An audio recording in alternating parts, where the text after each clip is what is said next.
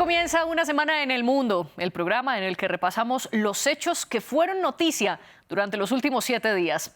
Rosa Pérez Masdeu está en un merecido descanso y en su reemplazo estoy yo, María Clara Calle. Con nuestros invitados hablaremos sin duda de la elección del nuevo Papa León XIV, estadounidense de nacimiento y con ciudadanía peruana además. Muy cercano al Papa Francisco. ¿Seguirá entonces su línea? Pues ya lo veremos. Y también analizaremos qué está pasando en la disputada región de Cachemira, con los más recientes enfrentamientos entre India y Pakistán. Y conversaremos sobre el viaje del presidente de facto de Siria, Ahmed al-Shara, a París. Pues Emmanuel Macron fue el primer líder occidental en reunirse con él, a pesar de las dudas que existen sobre si el gobierno del país árabe respetará o no los derechos humanos. Pero antes los invito a todos ustedes a que nos sigan en nuestras redes sociales, donde estamos como @France24-ES. Y también una invitación muy cordial a que escuchen Una Semana en el Mundo y todos los episodios en su plataforma de podcast favorita. Hoy para nuestro programa están varios invitados. Primero, le doy la bienvenida a Marta Moya Domínguez, quien está en nuestro estudio en Bogotá y es periodista de France 24 en español. Desde Santiago, en Chile, nos acompaña Álvaro Iriarte, analista internacional del Instituto Res Publica. Y en Friburgo, Alemania, está Federico Tabelli, historiador, politólogo y teólogo, profesor en la Universidad de Friburgo y también en la Universidad Católica de Argentina en Buenos Aires. Bienvenidos a todos ustedes y bueno, como ya lo sabrán y como es conocido mundialmente, la Iglesia Católica tiene un nuevo papa. El cardenal Robert Prevost fue elegido en el cónclave y eligió el nombre de León XIV en honor a León XIII y su enfoque en pro de los derechos de los trabajadores y de la doctrina social de la Iglesia Católica. La elección de Prevost es en celebración, o la celebran mejor que todo, en Estados Unidos y también en Perú, ya que Prevost nació en Chicago y es el primer papa estadounidense de la historia, pero además tiene ciudadanía peruana y allí trabajó la mayor parte de su tiempo. Veamos cómo recibieron al sumo pontífice. Tener un papa de los Estados Unidos de América es un gran honor, un gran honor. Estaba viendo la televisión y cuando dijeron es estadounidense, pensé, eso es genial.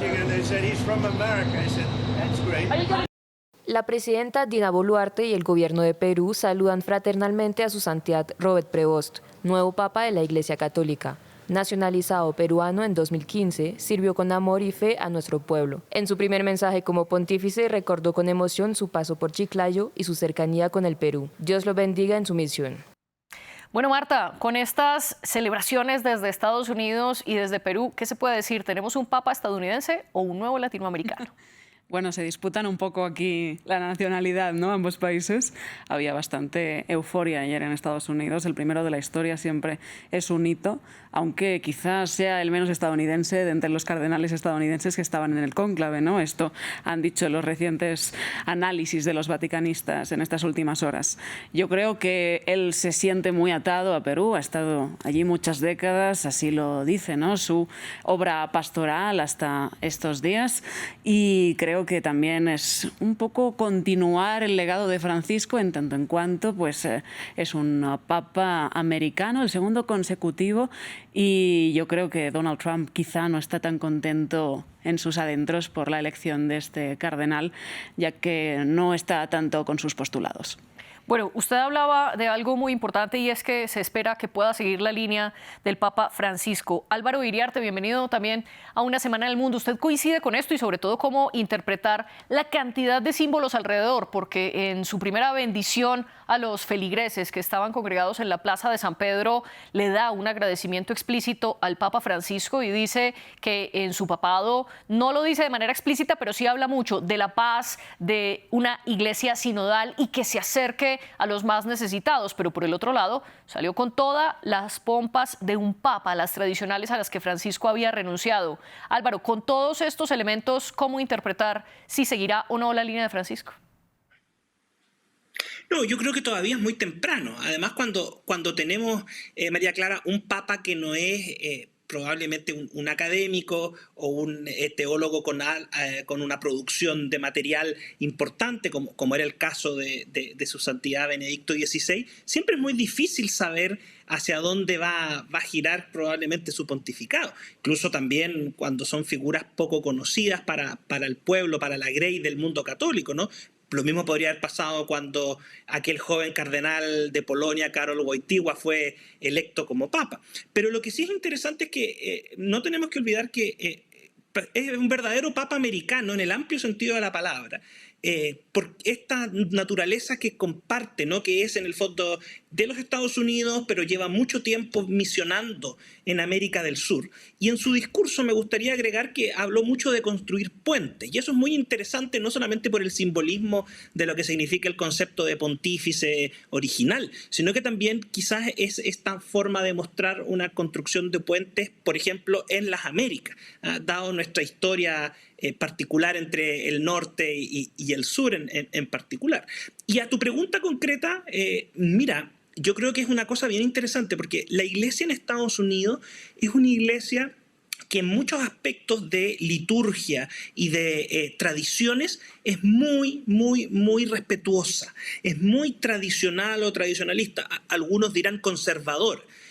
Lo que podría estar mostrando el Papa León XIV aquí es que tú puedes mantener cierta tradición, cierto cuidado por algunos ritos y formas y dejar al mismo tiempo espacio para una misión de una iglesia inclusiva y que sale a buscar a las periferias, como decía el Papa Francisco. Y yo creo que ahí puede estar lo interesante de este contrapunto del discurso y de que haya decidido encuadrarse con esta tradición.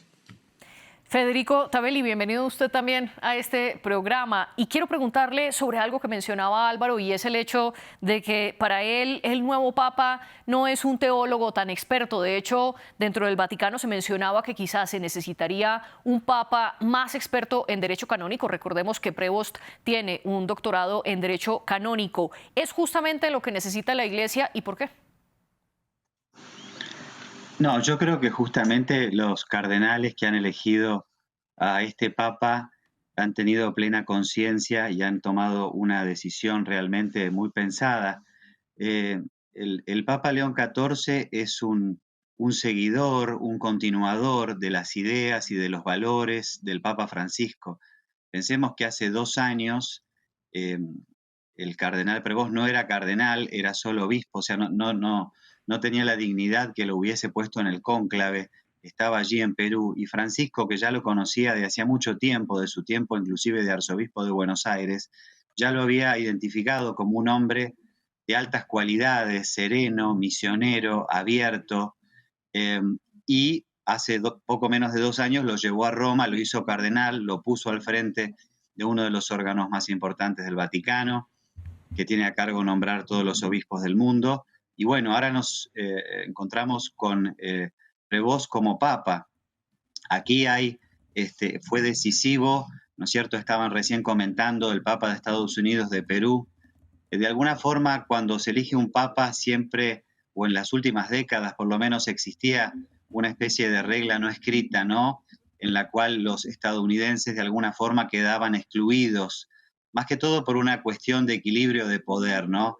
De no poner un papa completamente estadounidense, porque Estados Unidos ya tenía suficiente y tiene suficiente poder en el mundo. El hecho de que Prevost haya sido misionero en el Perú por más de 2 décadas fue determinante en este hecho, ¿no? En este sentido, podemos decir que si había algún tipo de competencia de candidatos, que no se trataba de una competencia, podríamos decir, de progresistas o de más abiertos y tradicionalistas o conservadores, eso ya ha quedado muy atrás en la Iglesia, pero sí una línea que pensaba que las reformas impulsadas por el Papa Francisco debían hacerse en otro ritmo, con más tranquilidad, como decir, bueno, este Papa que hemos tenido tan disruptivo, que nos ha movido un poco el Vaticano, volvamos un poco a aquel orden, ¿no? Aún sin ser tradicionalistas. Pero esa visión no fue la que prevaleció y para la elección del cardenal Prevost fueron determinantes la mayor parte de los cardenales latinoamericanos y la mayor parte o un buen grupo de cardenales norteamericanos y sobre todo un voto muy importante de cardenales del Asia. Y eso fue determinante para que el cardenal Prevost se convirtiera en León XIV y no los que se daban por favoritos, como por ejemplo los candidatos que se señalaban como Parolin, el secretario de Estado de Francisco, un italiano. Usted mencionaba ese equilibrio de poderes y la regla no escrita en no elegir un papa estadounidense precisamente para no recargar la balanza de la geopolítica de alguna manera. Pero entonces ahora que tenemos a Donald Trump, un presidente de Estados Unidos que se ha llevado todos los focos de la prensa internacional por sus decisiones casi diarias y ahora se suma el primer papa estadounidense de la historia. Federico, ¿qué puede pasar con ese equilibrio de poder? Yo creo, fíjate, al contrario, creo que la figura del Papa va a contribuir mucho al equilibrio de poder. Los cardenales no eligieron un Papa europeo, o sea, no han visto ninguna figura de liderazgo para Europa, en una Europa que por un lado tiene la guerra en Ucrania, tiene las políticas que para los europeos son imprevisibles de Trump. Y yo creo que este Papa que no tiene, está en las antípodas del pensamiento de Trump, puede ser un equilibrio, porque pensemos que la Iglesia es una red capilar que se extiende por todo el mundo, no solo de fieles laicos y laicas, sino también de sacerdotes y de obispos. Bueno, y se ejercen diferentes influencias. Evidentemente la Iglesia en Estados Unidos, la Iglesia católica en Estados Unidos, se ha movilizado mucho con esta elección, ¿no? Porque es efectivamente un papa nacido en Chicago. Entonces me parece que al contrario, creo que la figura de este papa estadounidense, peruano, en el centro de Europa, pone hoy un ingrediente para un mayor equilibrio.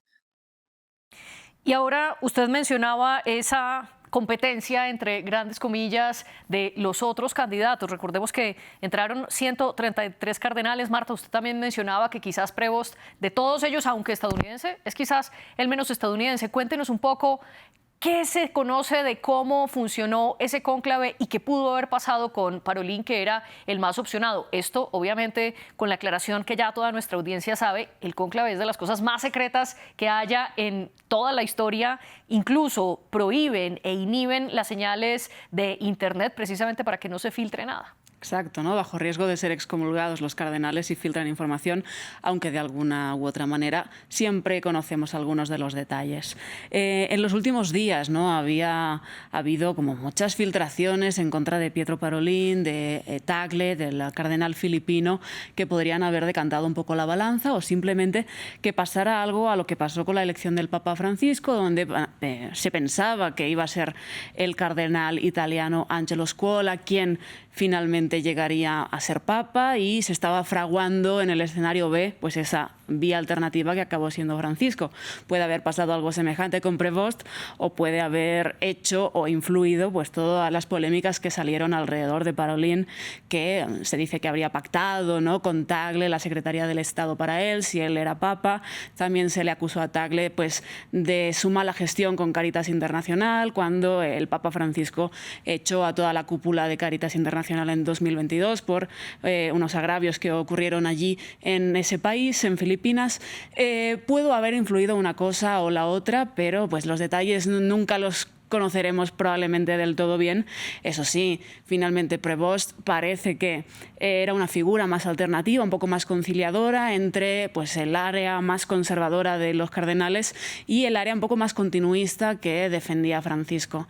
Pero pues lo que pasó realmente en esas comidas, sobre todo la comida de ayer, ¿no?, que yo creo que fue la definitiva, porque la fumata de la mañana salió negra, la de la tarde salió blanca. Eso pudo ser totalmente definitorio para que pues, León XIV sea hoy día León XIV. Y aquí también con añadir algo, y es que supuestamente en la Capilla Sixtina no pueden discutir. Los cardenales van allí únicamente a votar y esas discusiones se dan es en la Casa Santa Marta, donde están alojados. Y como usted bien lo señala, Marta, No se sabrá nunca realmente qué fue lo que pasó dentro de la Capilla Sixtina. Lo que sí se sabe, Álvaro, es qué pasó antes de que entraran al cónclave. Como ya le mencionaba mi compañera, surgieron diferentes noticias en contra y que afectaban directamente a los que parecían los candidatos más opcionados. Contra Parolin dijeron que tenía problemas de salud que le hacían imposible ser el próximo papa. Contra el filipino Tagle surgieron toda clase de críticas, desde decir que no hizo lo suficiente para contrarrestar casos de abuso sexual hasta el escándalo con Cáritas, e incluso lo criticaron por cantar la canción de John Lennon, Imagine.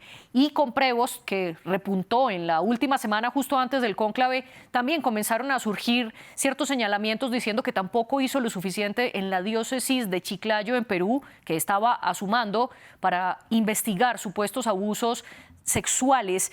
¿Qué tanto de esto es cierto y qué tanto es política para descalificar a los más opcionados? Mira, hay una vieja tradición que a mí me tocó ver, ¿no? La única vez que el favorito se convirtió fue cuando el cardenal Ratzinger sucedió como pastor universal de la Iglesia Católica a Juan Pablo II. Pero en general las otras veces entran muchos como favoritos o con las primeras opciones y terminan siendo otros. Yo tiendo a creer que acá se mezclan varias cosas. Efectivamente hay elementos de que a medida que avanza hoy día en las tecnologías es mucho más fácil generar estos puntos de información respecto a opiniones, noticias, hechos, acontecimientos en torno a la gestión, a la figura de un cardenal. Y efectivamente eso puede influir determinantemente en el clima, por supuesto, ¿sí? En el fondo eso también se tiene que considerar, pero creo que aquí efectivamente pueden haber operado quizás otros elementos de más largo alcance. O sea, tiendo a creer que lo que se buscaba era una figura que pudiera preservar ante todo la unidad de la Iglesia. Y eso es una situación que puede haber estado en la mente de muchos cardenales al elegir a la figura de quien es León XIV. Pero también puede haber influido sin lugar a duda el contexto internacional de guerra, y eso tiene mucha lógica también con el discurso que hace desde el balcón. O sea, las primeras palabras hacen alusión a la paz. Y ahí en el fondo quizás lo que se necesita es una figura para estos casos, como lo hemos visto, con un rostro amable, una figura joven, y eso puede dejar satisfecho tanto a los más avanzados, a los seguidores más férreos de las reformas del Papa Francisco, como aquellos que apuntan por una pausa o por una coexistencia con otros elementos dentro de la Iglesia. Entonces yo creo que influye, sí. ¿Será lo más determinante? No lo creo. Y con todos estos elementos que usted pone sobre la mesa, que quizás los cardenales buscaban la unidad de la Iglesia, responder a la actualidad política internacional con las guerras, solo por mencionar un par en Ucrania y en Gaza, quiero preguntarle, Federico, ¿qué tanto la política internacional puede intervenir en la elección del Papa o, como dicen los religiosos, si esto es más una obra del Espíritu Santo? Y se lo pregunto a usted precisamente con su experiencia como teólogo y politólogo. Bueno, hay ambas cosas, ¿no? Por supuesto, como los cardenales que eligen son seres humanos, hay por supuesto lobbies o intentos de movilizar, lo cual no quiere decir que tengan una eficacia condicionante en definitiva, pero por supuesto que hay intereses y que se mueven a personas para generar influencias, ¿no? Tenemos que pensar que el Papa tiene una función, podemos decir, como hacia adentro de la Iglesia, pero también una función hacia la humanidad o hacia afuera. Lo hemos visto con el funeral del Papa Francisco, todo lo que ha movilizado. Entonces, a la hora de elegir, los cardenales tienen en su cabeza tanto las cuestiones, podríamos decir, más de adentro de la Iglesia, pero también tienen muy presente la situación actual del mundo. Eso ha sido siempre así a lo largo de la historia de la Iglesia. Eligen la persona que consideran más adecuada y más sabia para ese momento de la historia. Y pensemos también que el Papa no es como un presidente que dura 4 años. Si el Papa, ojalá así sea, goce de buena salud, puede ser que tengamos un Papa por 20 años más.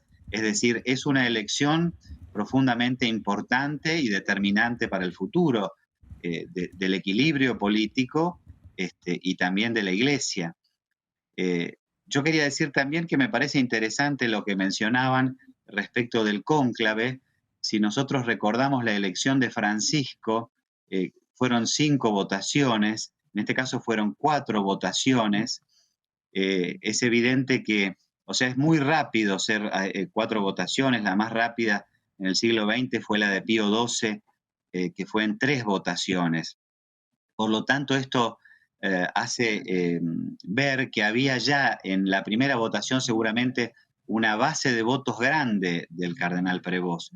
Y eso muestra que había una conciencia de que es el hombre con las cualidades indicadas para este momento. Eso es muy importante, encontrar una persona que no tenga tantas resistencias y que tenga las cualidades, el carisma, son muchas las cualidades que tiene que tener un papa para un momento difícil, las han encontrado en el cardenal Prevost.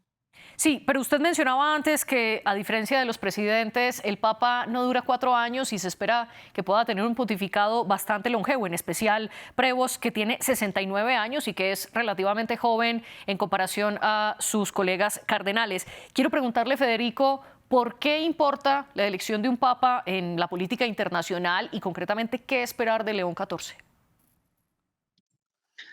La elección de un papa importa mucho en la política internacional porque es un líder visible de una alta autoridad, podríamos decir ética, o sea, es muy observado por el mundo.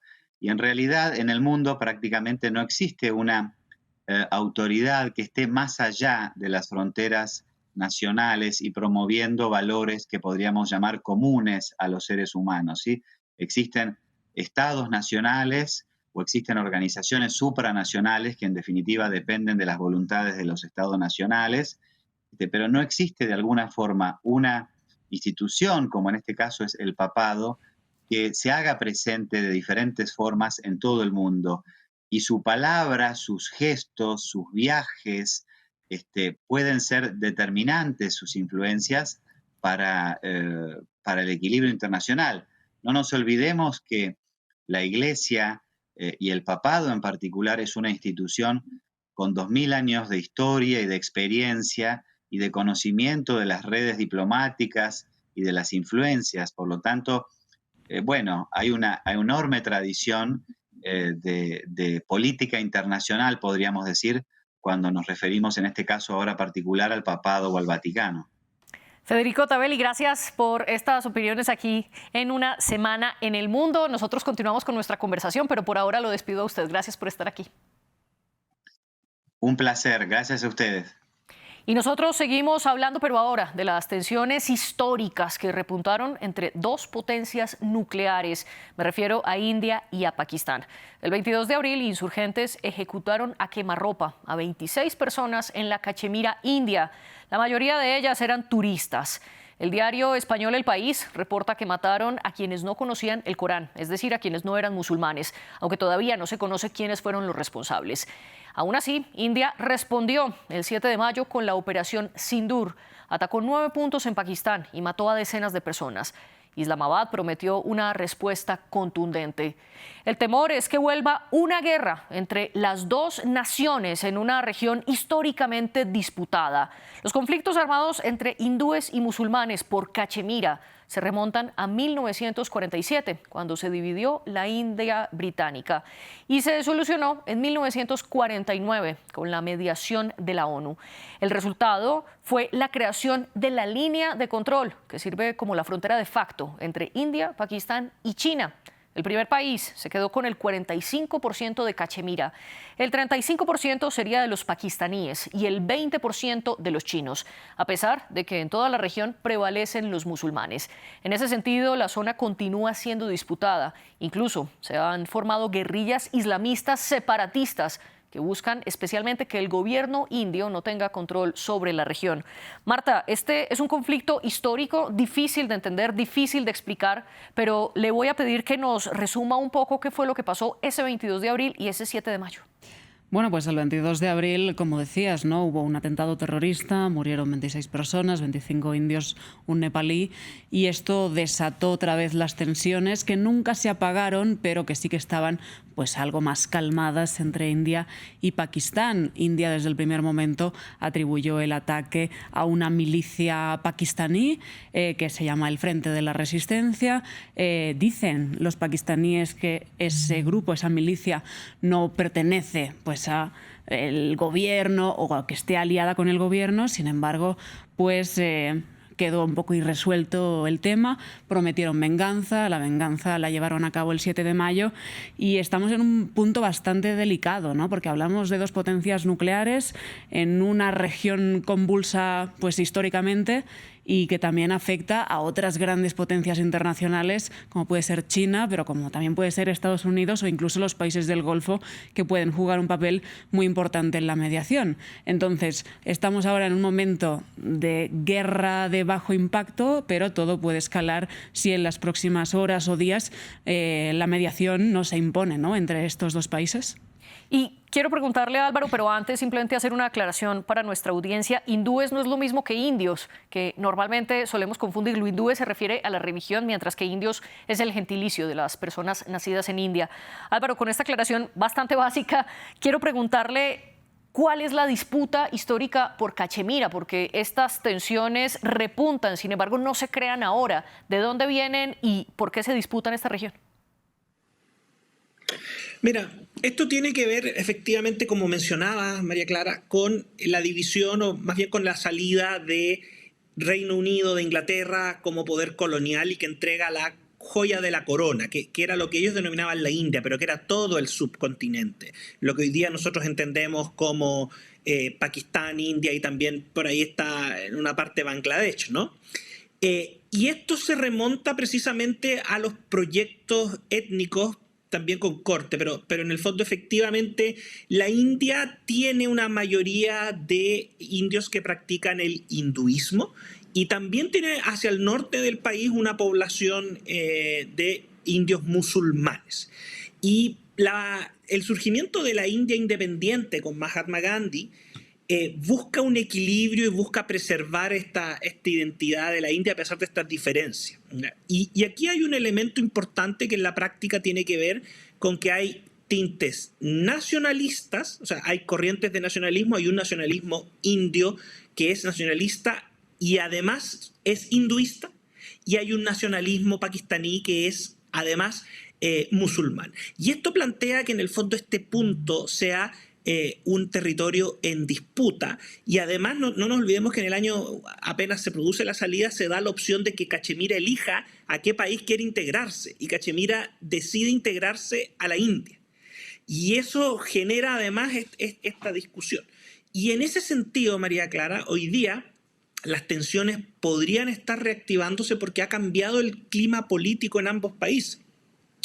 No nos olvidemos que Pakistán durante mucho tiempo con el presidente Pervez Musharraf y otros integrantes de su régimen fue un aliado estratégico de Estados Unidos, incluso un aliado durante este proceso de la guerra en contra del terrorismo que desarrolla George Bush, hijo desde el 2001 en adelante con la invasión de Afganistán y la invasión de Irak.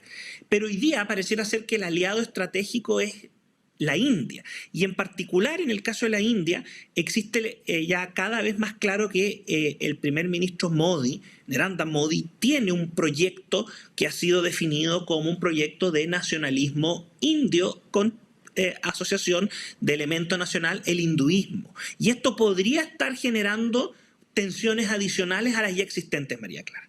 Y le doy la bienvenida también que se une desde Buenos Aires ahora a nuestra conversación a Alejandro Laurnagaray de Urquiza. Él es analista internacional y docente. Alejandro, un placer que se nos una aquí a una semana en el mundo. Quiero preguntarle sobre un punto en el que coinciden tanto Álvaro como Marta y es en el papel de las grandes potencias detrás de India y Pakistán, porque si bien en el primer frente son estos dos países los que se enfrentan, tras bambalinas también hay otras grandes potencias que están en juego como China y Estados Unidos, tal como lo han mencionado nuestros otros invitados. ¿Cuál es el papel de estas potencias en un posible nuevo conflicto entre India y Pakistán?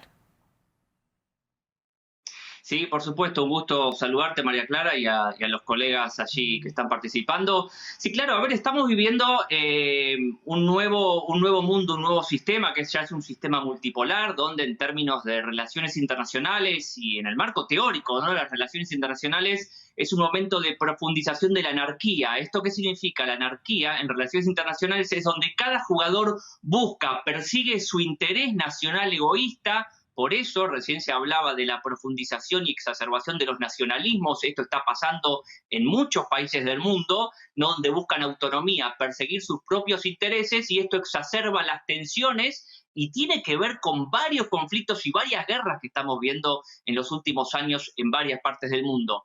Y a su vez, el rol de las potencias más poderosas que se están disputando el predominio en términos holísticos, no en términos integral, en distintas partes del mundo, como Estados Unidos y China, y bueno, buscan profundizar la relación con sus aliados en cada región del mundo, y bueno, particularmente China, que tiene un interés aún más profundo que los Estados Unidos en esa región, porque tiene parte ¿no?, introducida en el conflicto claro de Cachemira, tiene una relación dentro de los BRICS con India, pero a su vez de confrontación histórica con India. Incluso han tenido una guerra en esa región por el Aksai-Chin, y está profundamente aliada a Pakistán. De hecho, el 80% de la venta de armas, de la compra de armas de Pakistán, lo hace a China.